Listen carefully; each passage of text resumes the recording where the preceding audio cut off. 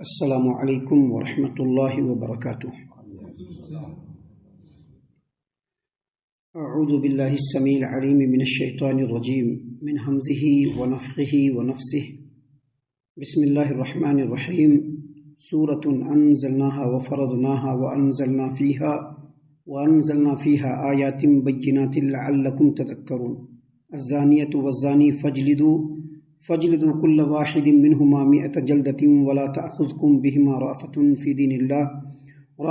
في دين الله إن كنتم تؤمنون بالله واليوم الآخر وليشهد عذابهما طائفة من المؤمنين۔ محترم سامعین کرام، جیسا کہ کل کے درس میں ہم نے بتلایا تھا کہ الحمدللہ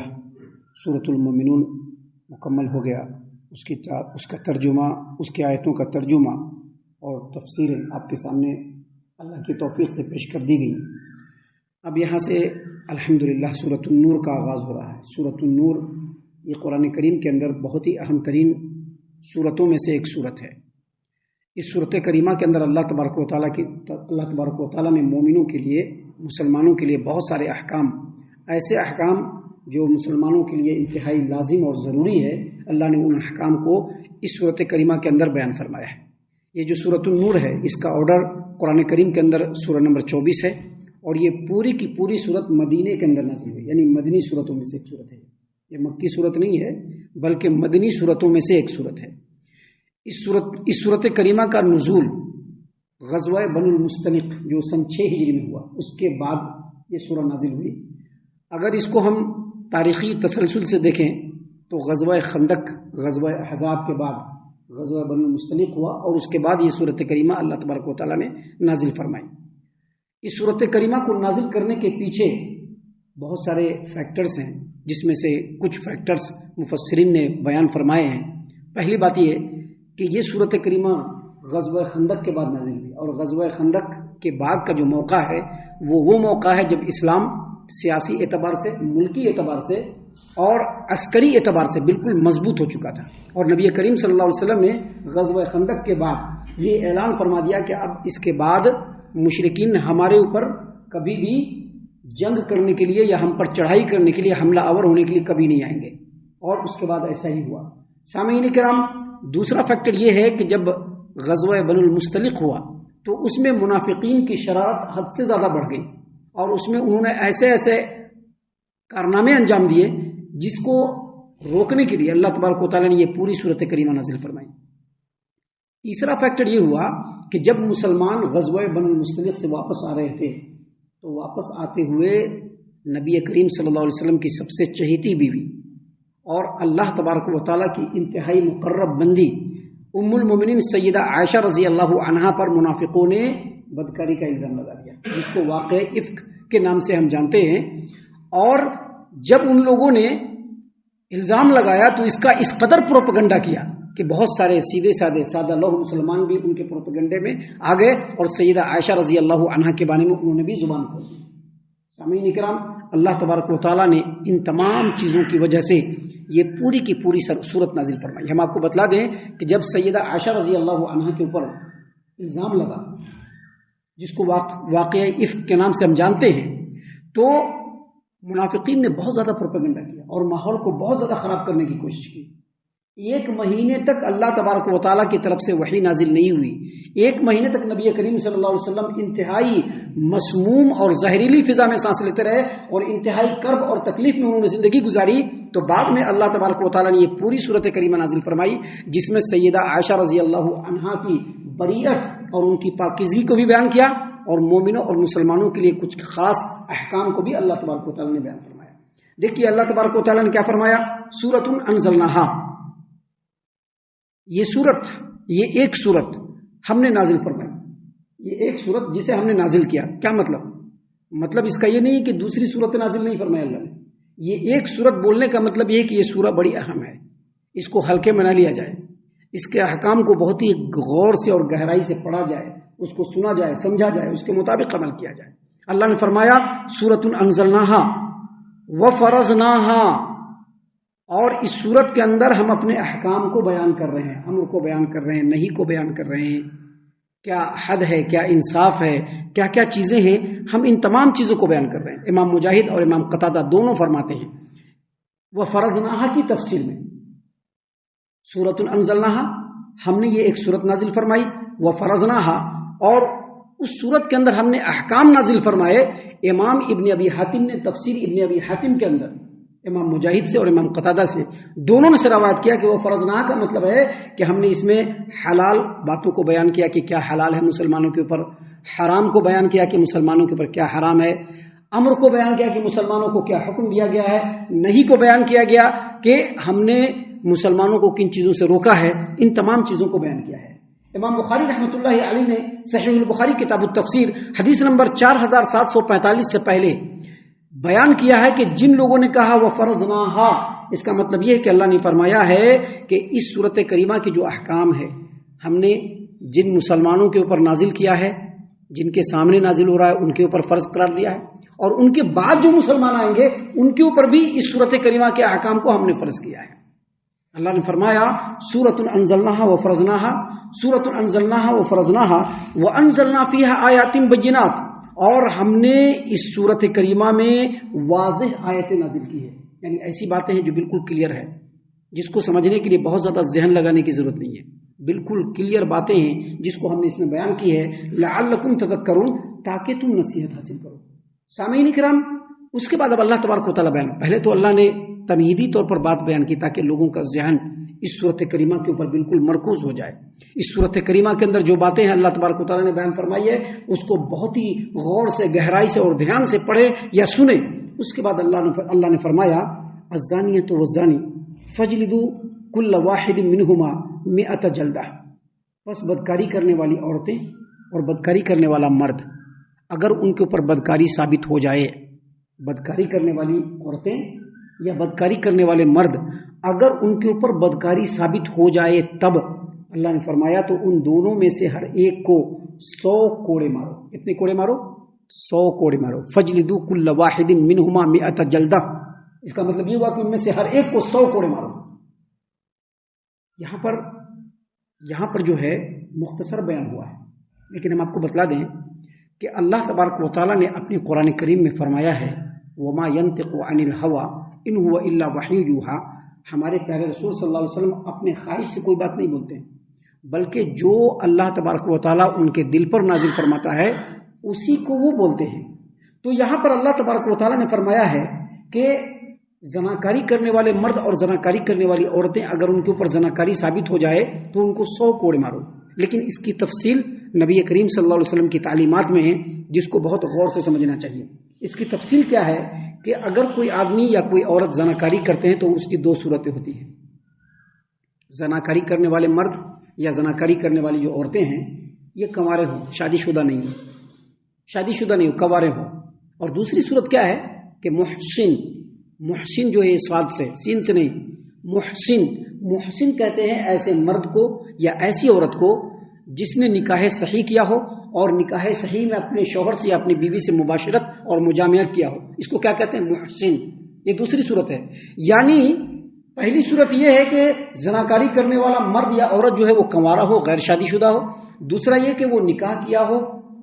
صحیح شادی شدہ ہو، اپنی بیوی سے مجامعت کر چکا ہو۔ تو ایسی صورت میں اس کی تفصیل یہ ہے کہ اگر زناکاری کرنے والا مرد یا عورت اگر کنوارا ہو، غیر شادی شدہ ہو اور وہ زناکاری کر لے تو اس کی سزا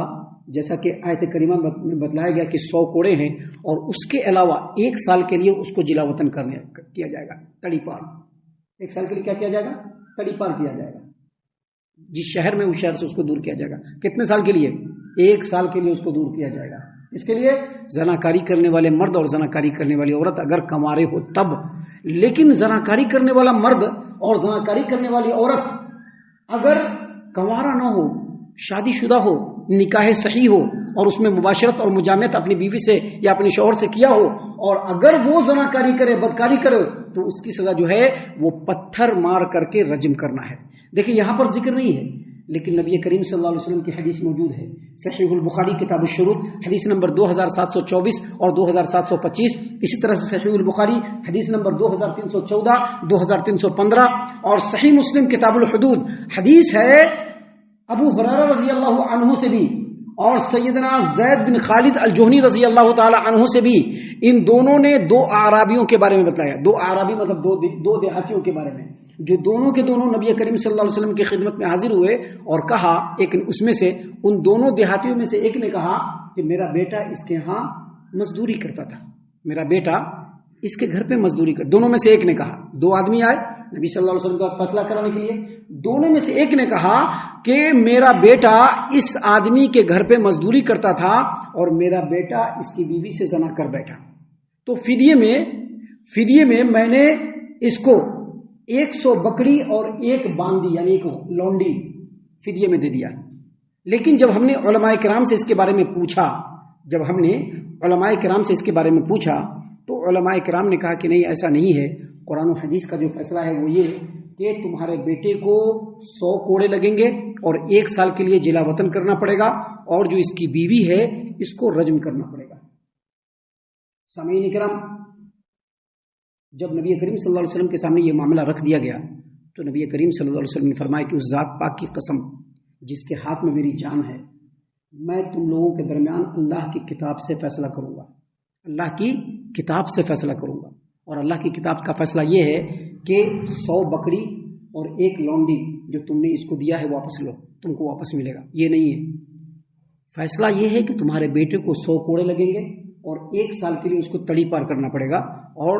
پھر نبی کریم صلی اللہ علیہ وسلم نے ایک آدمی سے جو وہاں پر تھے, جن کا نام انیس تھا, جو قبیلہ بنو اسلم کے تھے, کہا کہ انیس تم اس کے گھر کے پاس جاؤ, اس کے گاؤں میں جاؤ, اس کی بیوی کے پاس جاؤ اور اس کی بیوی سے پوچھو کہ کیا اس نے زنا کیا ہے, اور اگر وہ ایکسیپٹ کر لے, اعتراف کر لے, کنفیس کر لے تو پھر اس کو رجم کر دینا, یعنی پتھر سے مار کر کے اس کو کمپلیٹ ختم کر دینا. یہ حدیث آپ کے سامنے بالکل کلیئر ہے, جس سے یہ پتہ چلتا ہے کہ جو حکم ہے یہ مختصر ہے, اور نبی کریم صلی اللہ علیہ وسلم نے اس کی تفصیل جو فرمائی ہے وہ اللہ کے حکم سے فرمائی ہے. اس حدیث سے ثابت یہ ہوتا ہے کہ بدکاری کرنے والا مرد یا عورت اگر کنوارا ہو تو اس کو 100 درے لگیں گے, 100 کوڑے لگیں گے اور 1 سال کے لیے جلا وطن کرنا پڑے گا. اور اگر شادی شدہ ہو اور اس نے زناکاری کر لی ہو تو اس کی سزا شریعت اسلامیہ کے اندر یہ ہے کہ اس کو پتھر مار کر کے رجم کر دینا ہوگا. اس کی ایک اور دلیل ہے جس کو امام مالک نے اپنی کتاب المؤطا کتاب الحدود باب ما جاء فی الرجم حدیث نمبر 1583 پہ روایت کیا, اور اسی حدیث کو امام بخاری اور امام مسلم دونوں نے اپنی کتاب الحدود کے اندر تفصیل سے روایت کیا کہ عمر بن خطاب رضی اللہ عنہ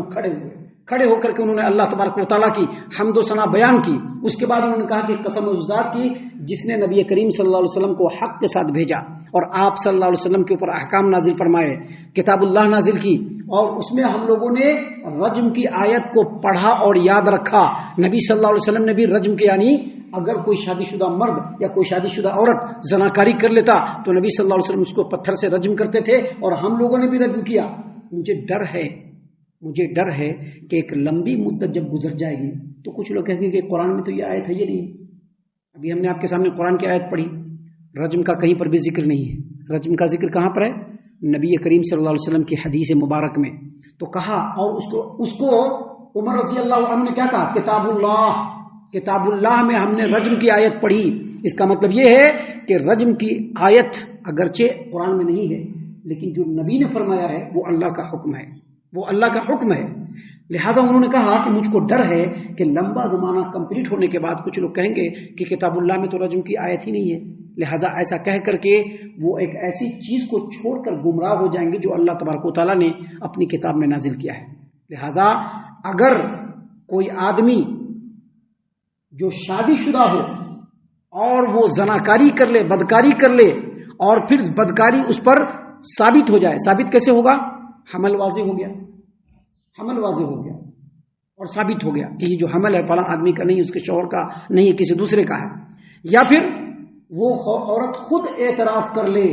تو اگر ثابت ہو جائے تو اس عورت کے لیے حق ہے یا اس مرد کے لیے حق ہے کہ اس کو رجم کر دیا جائے. تو سامعین کرام,